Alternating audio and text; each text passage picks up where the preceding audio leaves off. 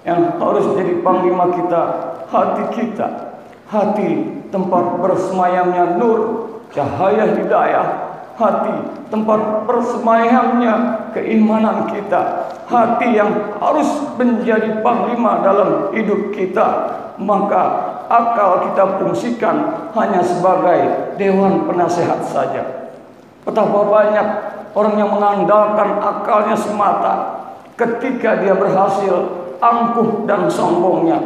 Namun ketika kita menggunakan potensi akal kita, maka ketika tidak berhasil, justru bahkan boleh jadi putus asa.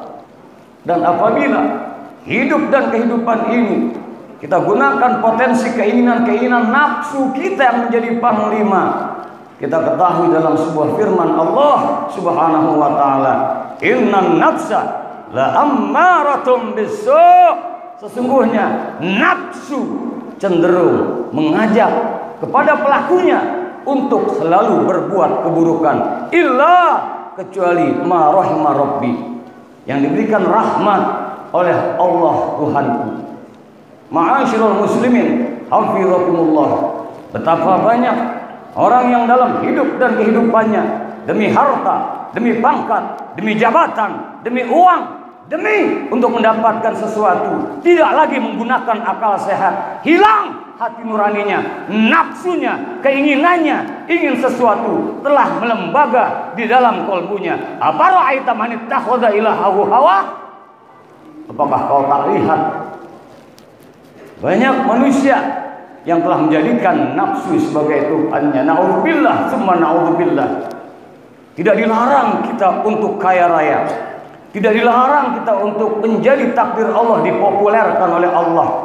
Tidak dilarang kita untuk memimpin, memiliki pangkat dan jabatan. Tapi kalau semuanya itu panglimanya hati, maka menjadi pemimpin yang takut kepada Allah. Hartanya akan dibelanjakan di jalan Allah. Dan ketika melakukan sesuatu, nafsunya di bawah panglima hati, maka kecenderungan, keinginan yang dilakukan berdasarkan firman-firman Allah dan sabda-sabda Rasulullah Sallallahu Alaihi Wasallam. Jika di dunia dalam sebuah perkara boleh jadi banyak alasan kita, banyak berkelit lisan kita, nanti di yaumil kiamah masing-masing kita akan dimintai pertanggungjawaban. Bukankah kita sering membaca di malam Jumat, khususnya umat Islam banyak membaca surah Yasin. Di dalam surah Yasin salah satu firman Allah Subhanahu wa taala pun akrab di telinga kita, al-yauma nakhtimu ala afwahihim wa tukallimuna aydihim wa tashhadu arjuluhum bima kanu yaksibun. Al-yauma nakhtimu ala afwahihim. Pada hari kelak nanti dikunci, tak bisa lagi mulut ini beralasan A, B, C dan sebagainya. Dikunci mulut kita. Wa tukallimuna aydihim, yang akan bicara tangan. Wa tashhadu arjuluhum, yang akan bersaksi kaki kita bima kanu yaksibun, terhadap yang kamu perbuat. Oleh karenanya selagi hayat dikandung badan, mari kita pimpin diri kita sendiri agar kembali ke jalan Allah Subhanahu wa taala. Kita banyak muhasabah, kita banyak introspeksi. Apakah di dalam menjalani hidup dan kehidupan ini yang mendominasi diri kita, akal kita, hati kita, atau nafsu kita dalam mengejar cita-cita, dalam mencari nafkah, dalam memimpin rumah tangga, dalam memimpin warga dan lain sebagainya? Apakah dalam hidup ini senantiasa kita menurut dalam bimbingan wahyu iman yang menjadi panglima kita? Katanya kita sebagai orang yang beriman, katanya kita iman pada Allah, iman pada malaikat-malaikatnya, kitab-kitabnya, rasul-rasulnya, hari akhirat, qada dan qadarnya. Sudahkah iman menjadi panglima diri kita?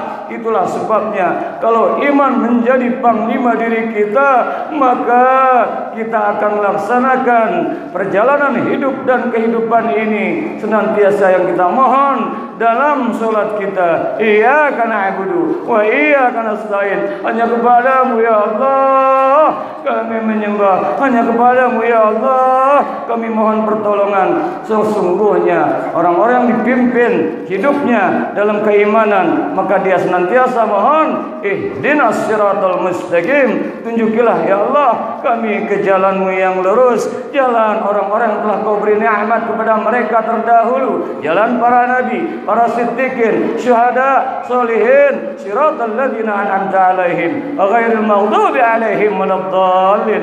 Bukan jalan orang-orang yang tar kau murka, bukan jalan orang yang kau murka dan tersesat kesasar. Semoga kita menyadari hanya kita yang tahu dan Allah, bahwa jujur diri kita, siapa yang memimpin, apakah nafsu kita, akal kita, atau hati kita, atau kita bicara tentang kebenaran jangan-jangan dipanglimai oleh nafsu kita, dipanglimai oleh akal semata, bukan lagi berdasarkan hati nurani kita.